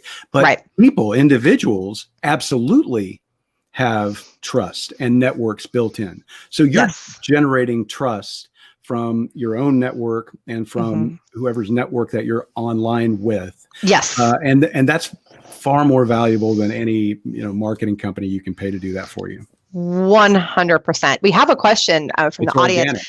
Yeah, exactly. Organic. And that's what you want. You want organic. You want something real. For instance, okay, so this gentleman has asked, or lady, excuse me, I don't know which, how helpful are LinkedIn certifications? Craig, what are your thoughts? I think LinkedIn certifications are fine. I mean, any certifications that add, experience for you in learning something, I think learning is always good. Okay. Yes. And so if you actually learn something from it and it helps you do your job better, I think that's great. And I think that employers love certifications. Yes. And so, that's fine. I mean, employers love MBAs too, but a lot of people can't afford that. So, LinkedIn certification, I think, might be more affordable. I like that. And actually, and not just LinkedIn, there are some other really great sources for these types of things as well. I'm always learning something. I will hop on and take college classes here or there, or I'll get a certification in this or that, or take a class. It's always important to stay up to date and to constantly stimulate your mind and learn something new. And it always makes you more valuable. So I'm with Craig. I'd do it. Yeah. I'd absolutely do it. I think that really, really helps. I think too, I've had a lot of questions lately saying, am I not getting a job because of my degree? Because my degree is not in the field I work in, that type of thing. And the first thing that always kind of makes me laugh is I go, well, you've had jobs in that field before and that degree wasn't a problem. Right. So I don't think that is, and a lot of companies are going away from requiring degrees for things that are not, specialty or things like that. Obviously, like medical, or lawyers or things like that, they have to have a degree. HR, most places are requiring either certification or a degree, but I don't think it does hurt. Do you? So the way to get around the degree question is, again, to network your way into the position to be in that interview. Okay. And that is done by getting people to understand that you have knowledge about that role, right? About that company, about, what it is you want to do there. And that includes connecting with the people on that team so that they see the stuff that you're putting out to show that you have thought leadership around it, right? And that you are doing some work to demonstrate your expertise. That's way better than a degree in that field. But if you don't have a degree in that field, yes, get some kind of certification in that field. And here's why: you can write the word degree in the liner about education, degrees and certifications, right? And put the words there, because that's what the recruiters and the machines are looking for. Yes. Okay, if that makes any sense. Yep. The other thing is, for diversity purposes now, companies are starting to blind things like the names of colleges and pronouns out of resumes so that we don't have some bias inherent. That's right. What's going on, from the sourcing and recruiting standpoint. So that's right. I think you're right that's changing, and it's not going to be a huge focus. It's not. I really don't think that is. But you're right about the certifications. I mean, again, that's just part of staying current and all of that. And I encourage that with same thing with IT guys. You work in this field, especially now. IT guys that don't stay current, you're obsolete within a few years because the technology's currently moving forward. So, it's like now whenever I talk to somebody and they tell me, I've never, they're a programmer or something, and I've never looked at AWS, I'm going, ugh. like this is something that you really ought to know, or at least have seen a little bit. So stay current, guys. That's kind of the main thing. But so we're talking about networking and all that, and I have people tell me I'm an introvert. It's not natural to me. Me too. Yeah, most of us. It's a developed skill. You have to suck it up and get over it. Let me tell you, Craig is as awesome as he is as on camera and in speaking engagements, and he's very professional. I can tell you from talking to him offline that he doesn't just live to sit there and yak with you all day. Okay, that is not his personality. Yeah. And while I am very talkative, I'm very much the same way. Let me do my thing, and hit the ground running. So you have to hone that skill. You have to just work on it and stay outside your comfort zone. Don't go outside of it. Stay outside of it.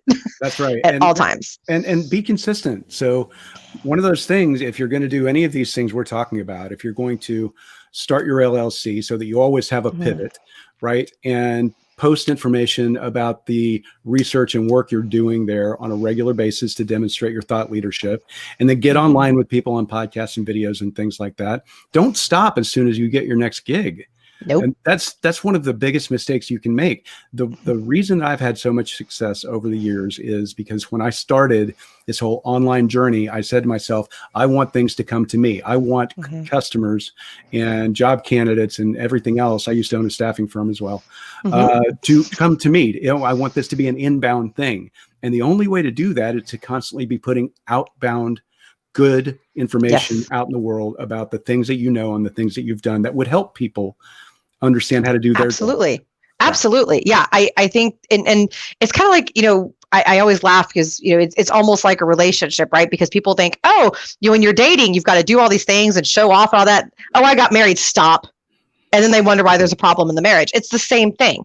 Yeah. You have to keep cultivating your network, cultivating your relationships, all of that kind of thing. It's so imperative, and it never stops. It's a constant thing. And after a while, it just becomes second nature. You just reach out, you talk to people, share knowledge. I do guest appearances in other people's groups and their shows and all that kind of stuff. I know, obviously, you do. You're on this show, but it really is, and it really is just a matter of seeing it. And I always tell people, because I've had people say, "Well, what do you pay people for this or that?" Or how much money can I get as a guest? I'm going, that's not really what it's about. What you get from it is all the relationships, the practice, all of that kind of thing, and the expertise, and people viewing you as an expert, and it raises your professional status. Yeah, and it's good karma. I mean, you're donating your time to benefit another person's network, and that benefits your network, right? Yep. And so, we all kind of trade off doing each other's things and promote each other's stuff, and it's just good karma. We used to, in recruiting, we call it recruiter karma. Like we do a lot of things in recruiting to help people that never pay us. All the time, to help employers that we never get paid by, and job seekers never pay us anyway, right? And so but to developing those relationships and keeping them up and being helpful to people and giving of your time to help them when there's no possible way this is going to pay me anytime soon for anything. Right. And the networking thing is the same, and this thing that we do here is the same. It's the same. And we talked earlier about Dan Irvin. That's how he got his career. He just kept saying yes to appearances and kept talking and doing all this. And next thing you know, people are going, knock, knock, knock. Can I pay you $1,500 to come speak to my group? That's right. Yeah. And not only that, forever. yeah, exactly. Seriously, it works. And not just that. Now it's things like, oh, I did your show. Hey, would you mind being a reference for me on this or whatever? You just create these relationships and it becomes this huge community. And I tell people during COVID, technical issue. During COVID, I expanded my network across the whole world. We're about to have Chingir on, and he's from Canada and originally South Korea. And then I have people from Nigeria, people from India, people from Spain, all over the place, Brazil, because I just started reaching out and just saying yes. And now I have resources everywhere, and they're amazing. And I get amazing things from them all the time.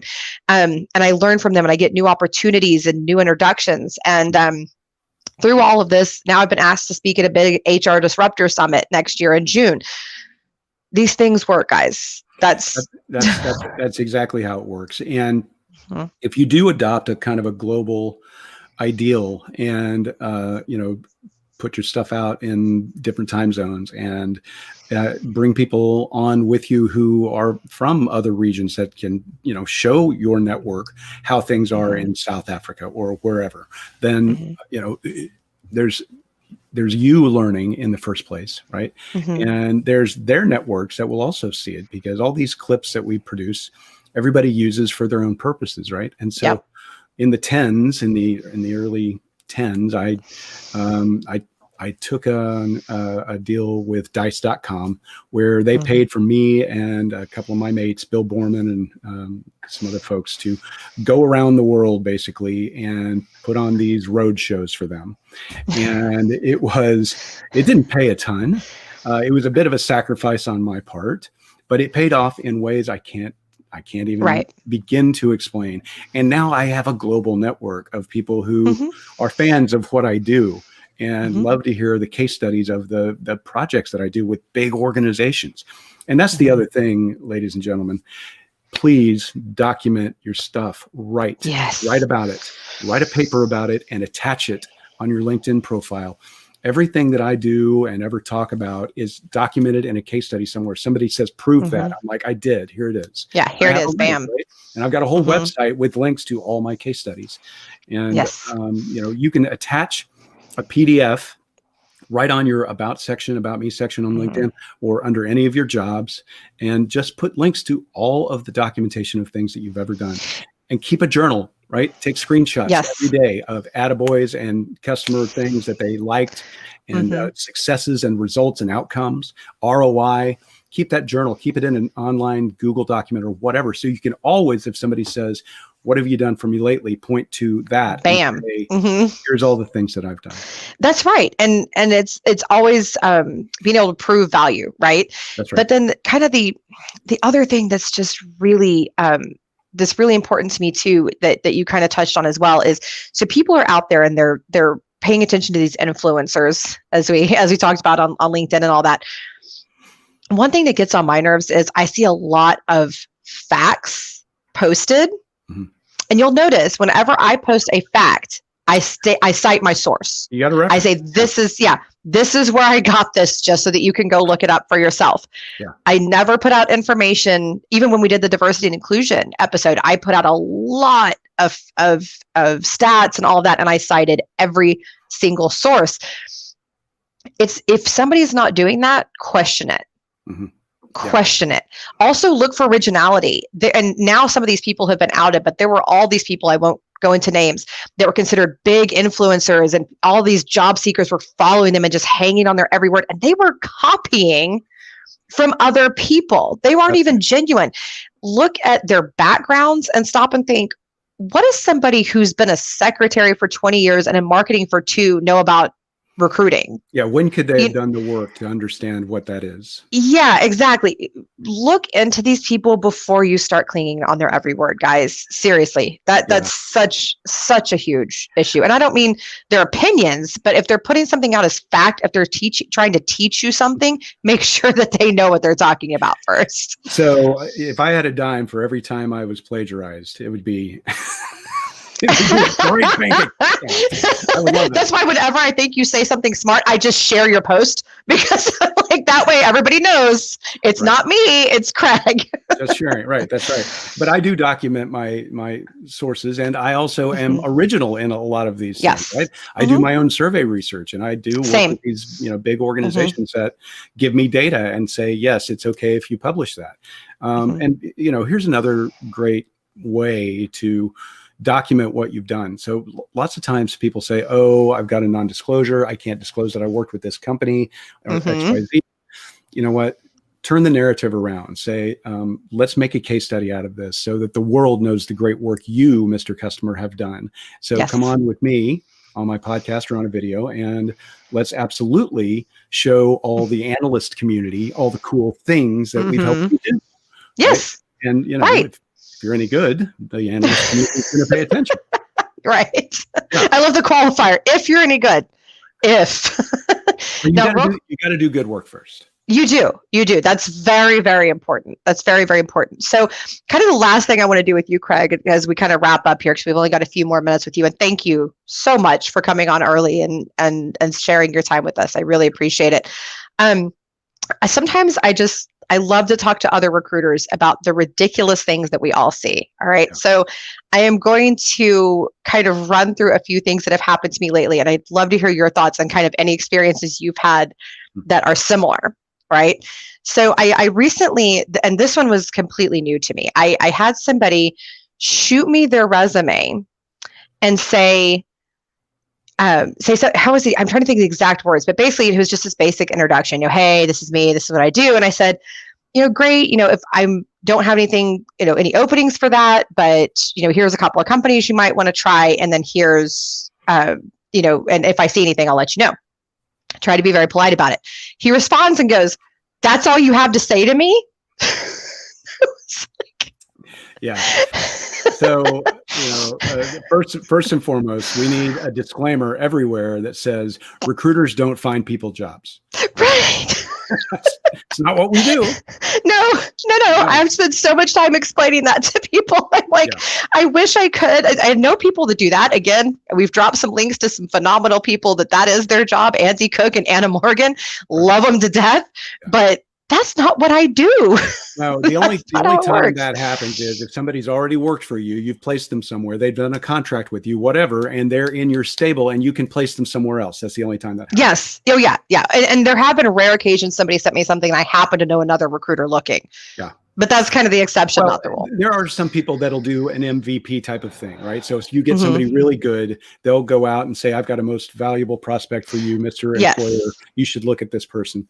Tony Bashara here in Dallas does that amazingly well. And so there are people who do that, but you have to be really good in order for them to have any interest in doing so, because they're spending valuable time. Right. Absolutely. And kind of the last one I wanted to run by you, because this is kind of another favorite of mine. So I recently had an HR person share this story with me that during an interview, a gentleman just kept scratching himself, like just constantly like scratching his face and all of this. And she was just kind of letting it go. And then the next thing that happened was he busted out with some cream. Mm. And like put the cream and starts applying it mid-interview. Said he never broke conversation, just kept on tracking. Wow. So I'm just curious. You've interviewed a lot of people. What would you do? Yeah, I've interviewed. So as the, if you own a recruiting agency or you run a recruiting or staffing business, you're in the position to tell that person, hey, don't do that. Right? Yeah, Like, don't do that. Right? Like, wear deodorant, wear socks, all these things. Right. The common sense. Shine your shoes. Yeah, you do that. But if you're the employer, it's a very different scenario. So I've been in both seats, right? I've been an executive at big Fortune 50 companies and had to interview people where they are just bizarre, right? They don't look at you when they talk, and things like that. And it's like, again, you never know who that person knows or how they might be connected. And so I say, do the right thing and be polite and thank them for their time and be appreciative. They might need help. That's right. We don't know. You never know what's going on in a person's life, and so don't rush to judgment. That's right. But thank them and move on as soon as possible. And move on. And people. So what we're saying here is don't be weird in your interviews. It will not get you there. And on that note, I want to thank you, Craig, so much for your time. But we're going to say au revoir for now. But best of luck. I'm so excited to see how things go with your new company. If people want to connect with you, we're going to drop your LinkedIn here in the comments. Guys, connect with Craig. Follow him. He puts out some awesome content, talks to some really amazing people, and shares the videos.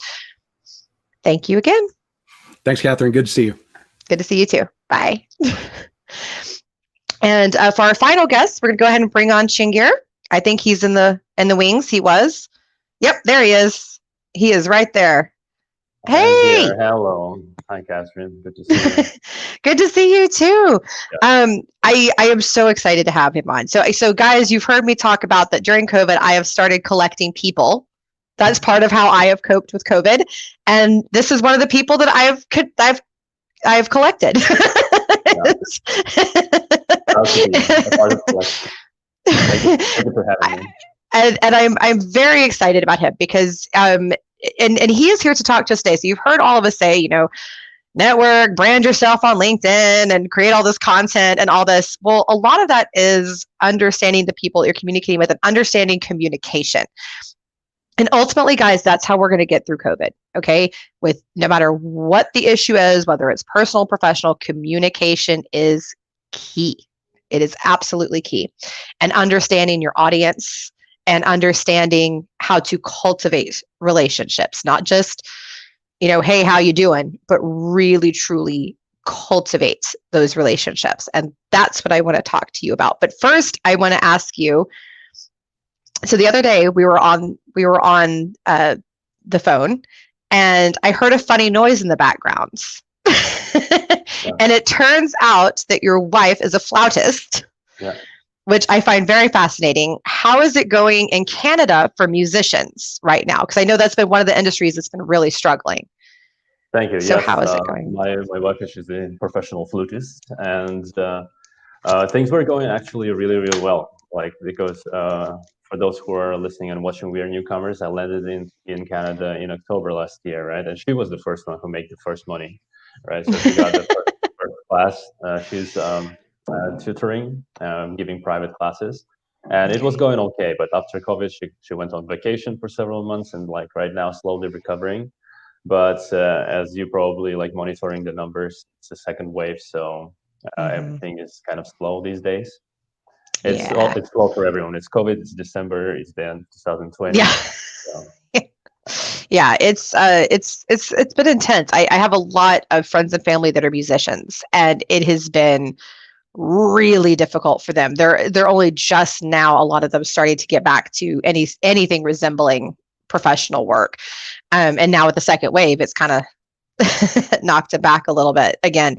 And you have cultivated a very interesting and ever growing audience on LinkedIn, and you have kind of an unusual approach to your LinkedIn post that I really like. So could you tell us how you go about forming a post and why you think your posts speak to people the way that they do? Thank you. I've been listening for the past, I don't know how many, 30 or 40 minutes. Your conversation with Craig, very engaging, very, very interesting. And obviously, there's been a lot said about this thought leadership, right? I think just I saw this tweet somewhere recently, and they said like LinkedIn has the highest population of thought leaders who are jobless. All those jobless thought leaders. What are we going to do? They're like everywhere. So this is what it is, right? And I see how people say like, oh, you don't need to be original. You don't need to have original thought. I think thought leadership should come from thought. To be a thought leader, you need to have a thought, right? Yeah, first. right.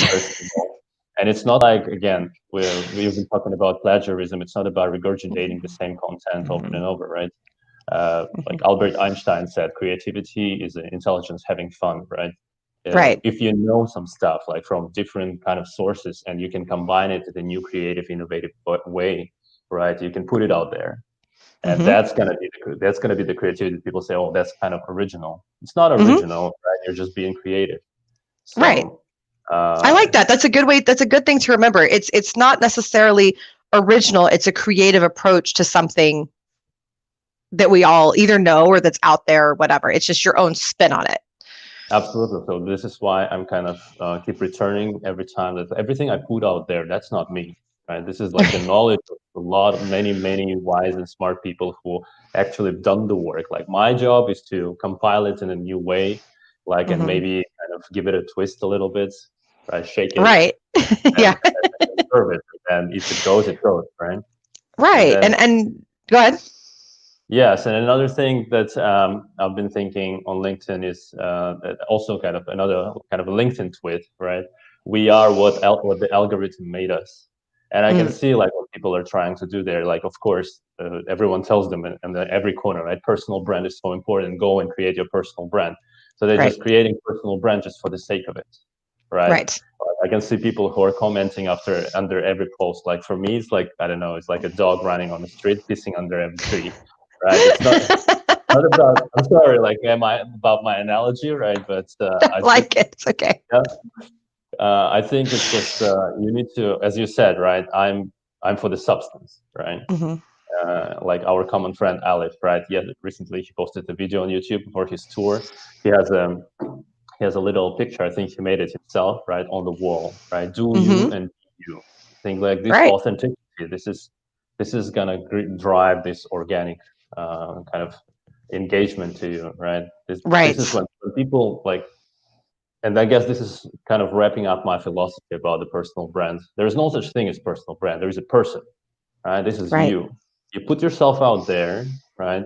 And that's it, right? It's like it's like a startup company. If you're the CEO and you're running it, right? There is like you can make a beautiful facade, but if there is no substance in the person running the business, running the show behind it, there will be nothing. Right. I completely agree. I think, and one of the things I think that brings your audience to you every post, and I see a lot of the same people liking and commenting and things like that, is that you are vulnerable. And Craig touched on that too.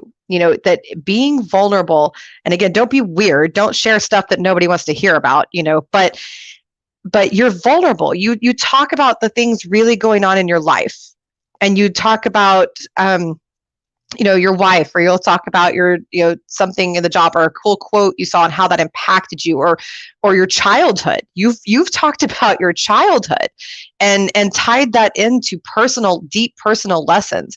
And I will say I did one post about mental health a while back, and that was the one that exploded. I mean, it got like 139 likes, and then it had like 40 or 50 comments. It was ridiculous. It just got huge. And it was that I shared something personal and I just put it out there. This is who I am. Like it or don't. This is just it. And people connected to that. They liked it. So, but how do you find that balance? Because you're always appropriate. You never put anything that makes me go, oh my God, why would you ever say that, on a professional setting?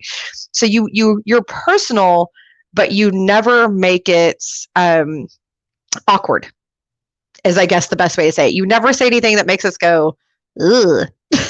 So how do you balance that? And that's again, right? You're speaking for yourself, because Well, that's true. because you're friends, right? Again, and this is for many people out there to understand. Like, kind of, once you grasp the depth of this insight, it's gonna make your life very, very easy. You are not in control of other people's perception. You can only control your own, right? Say that again. Wait. Say that again. I like that. Yes, like everything comes from Stoicism, right? Circle of influence and circle of control, right? Things Yeah. that we can control and things that we can't, right? We cannot control what other people think about about us, right? We can control the way we position ourselves, the way we put ourselves out, right? We can't control. They're like, yes, probably Catherine not going to say, yeah, but like there will be hundreds of people who are going to say, oh my God, this guy is a creep, right? Like, what kind of things he's putting out there? And you started with in vulnerability, right? And I think there's again for this returning again to thought leadership, right? There should be a deep thought into it first. Like, where is this line? Where is this balance, right? How do I understand which amount of vulnerability I can expose, right? Because some people say, okay, they take it very, very as a direct instruction. Okay, I need to be vulnerable. I'm gonna put all my darkest secrets out there. And, don't do that. Right? Don't do that, right? And Brené Brown, she's the lady who wrote a beautiful book, The Gift of Imperfection. Right, and she wrote a lot. Look her up on TED and look her TED talks. Vulnerability and your ability to expose it and to embrace it publicly, that's the act of courage, right? Yes. Once you learn how to do it, like, and there's actually nothing really to do it. It's just like sit down and think a little bit about it, right? Because that's a part of me. Yeah, and even if it's a part of my past, well, I'm not my past anymore. Right? I can talk a lot about it because I've been a substance addict. I've been a smoker. I've been an alcoholic. I've been a loser. I stuck that relationship, right? And I can talk about it because right now I'm looking back, and I have a feeling that I'm looking at a different person. Right. Because it's already not me. The transformation happened, right? But it's been a journey, right? Yeah, we've all had that stuff, right? There's stuff, just like you said, there's stuff that I look back on and go, what in the world, but I can talk about it because it's not me anymore. And one of the most, another one of the most inspirational people on LinkedIn to me is Anna Morgan. And I gravitate to her because she is so open about her past and her struggles and everything. And she's so uplifting and she's just very encouraging of other people. And bringing that to the front. And I think that it's important. I'll talk about, the mistakes I've made in management and the mistakes I've made. This show isn't about personal stuff, but, I've obviously made, I'll talk to people in my life about all the things that I've screwed up with, personally. And I think you're right. I think that realizing that that's just in the past and it's okay to talk about and it's actually good because it helps other people. This is where I botched it. Don't do that. And probably people are wondering like why they're talking about this, because I want to kind of connect it with the job search and job hunting, right? Because in this kind of narrative, this is directly related to it. Because once you understand this on the personal level, on the very kind of a deep experiential comfort, you have this deep experiential confirmation that your past, it made you, but it does not define you. With the same thing, you go and pitch on the interview, right? You have those experiences, right? And you do not qualify for the job or for whatever they put on the job description, right? But you have if you have a similar experience, you have a skill set to sell, right? You are qualified, you can get the job done. And this is like one of the kind of tragedies slash mistakes slash errors of the current system, right? We overlook this kind of candidates. Yes. And people are not trained in performance interviews as well, right? They don't understand that, okay, like perfect candidate, we say perfect candidate profile, right? But perfect candidate does not exist. It does not, like this person does not exist. It's just like a little ghost. No one's seen them, right? Who's a perfect candidate, right? So once you go and you job hunt out there, once you like understand this, that it's not about like whatever happens to you, it happens to you. How do you wrap it up and how do you sell it? Yes.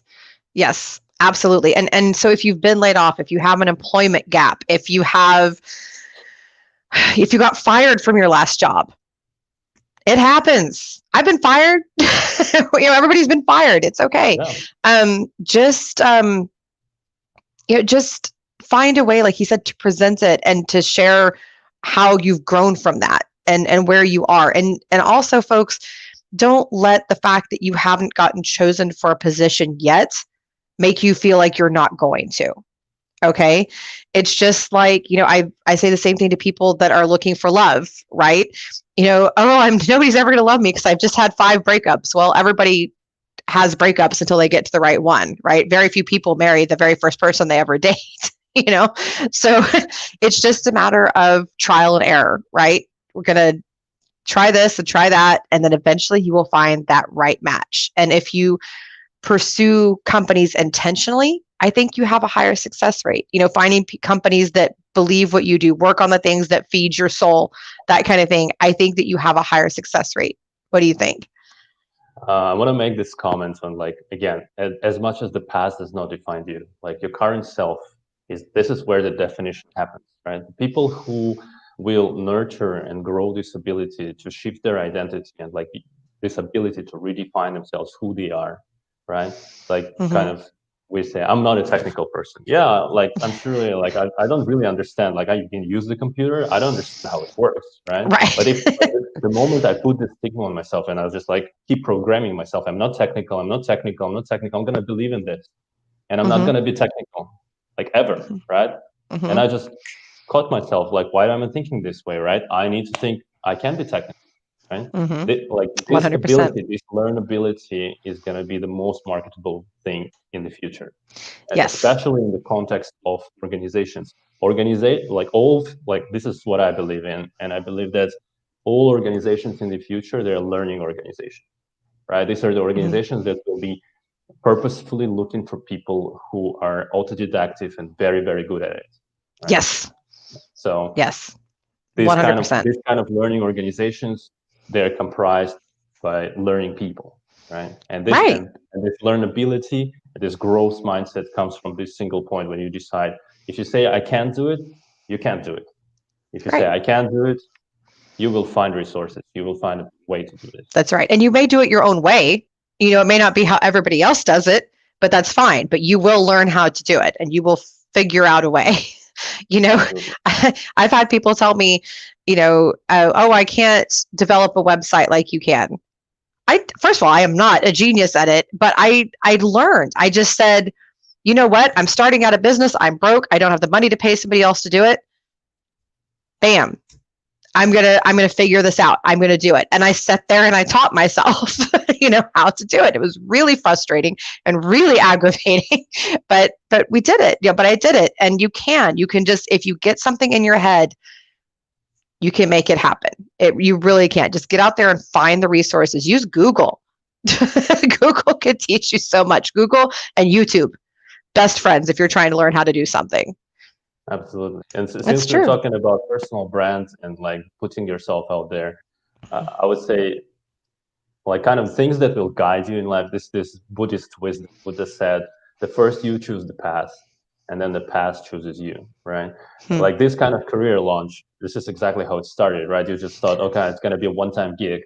And then look at it. We're going to celebrate an anniversary of COVID soon. And then this thing is going, right? It's still going. Yeah. Still going, yeah. Like, yeah, I tell people I accidentally started a podcast and they look at me like I have lobsters growing out of my ears. I'm like, I did not do this on purpose. It was supposed to be a one-time event and then it just kept happening and people kept requesting it and now poof. Yeah. It just found me. With vulnerability again, right? Richard Bach also wrote this, like he said, very important thing, I think. The professional writer is an amateur who did not quit. Right. And I think like when it comes to LinkedIn, when you write every day, you put yourself out there, you're going to suck, right? Like 100%. I promise you, everyone, whatever is the new skill you're picking up, right? Whether it's going to be like a cooking or Pilates or writing on LinkedIn, you're going to suck at it, right? But you need to find courage to work, to grind through this first phase of sucking at something in order to be good at something, in order to be great at something, and then we have to start loving it. Yeah. Embrace the suck. Just go, it's just a phase. I'm just going to not be good at this. And then eventually I will be. It's just like if you're going to, play hockey, first you got to learn how to skate, which that was a stopper for me. I can't skate for anything. I try, but just couldn't do it. But you got to start at skating, and then you got to learn how to puck handle, and then you've got to learn, everything. And it's this long journey, but you have to start somewhere and then grow, and then it works. And one day you're really good at it. One day you are really, really good at it. If you just keep on keeping on and focus. Yeah, that's totally okay. Like, you're gonna be coming back to this piece of content created 3 years ago. My first article on Medium, like I'm rereading it and I'm cringing all over, right? Of course, like I'm not a native speaker. English is my second language. I started writing, I didn't know how to do it at all. Like, I was broken grammar, like wrong orthography, like I still like. I mean, I'm not a professional in any sense, right? But I just love doing it. Like, I grew to the level when I started enjoying it, right? Right. And that's what matters. Yes, absolutely. And I want to thank you so much for joining us today. I appreciate it. I learned from having you on the show. Thank you. So thank you so much. And guys, if you want to connect with Shingyur, I highly recommend following him, connecting with him. We will drop his link in the comments. And I definitely encourage anybody that's been on the show, definitely connect with them, reach out to them. These guys are all amazing. But thank you so much. Thank you. Thank you. Don't Catherine. freeze to death in Canada, please. Yes, absolutely. Just a couple of words in the end. Whoever is watching, please absolutely feel free to connect with me, right? And send me a message if you need someone to talk to. I'm available. Catherine, thank you so much. You stay safe. Thank you. I'm waiting for you in Canada. So absolutely. Oh yes, don't worry. As soon as I can travel, I will. Bye. All right, guys. Well, we are getting ready to wrap up, and I just want to kind of summarize everything that we've talked about today. So, number one, yes, the job market is still a little scary at 6.7% unemployment. The number of people that are unemployed for 6 months or longer has grown, but the number of jobs in the market has grown. We are in the holiday season, so be a little bit patient with hiring managers and things like that. Don't expect to see a whole lot of traction until about the 5th or 6th of January, but then I would expect things to get pretty much back to normal. Go back and watch, these great segments with Craig and Shingyur and Michaela. You'll get some great tips. I just had a comment. It's been a while. I'm looking for a job and had a hectic time. Lots of others and looking forward to following the mentioned process. Oh, well, thank you so much. We're so glad that we could help you out. We always want to reach out and help. If you have any additional questions, connect to me, reach out. I am always glad to connect with people. I will make introductions for you. As I said, I can't necessarily help job seekers every single time, but I will introduce you to some people that can help you.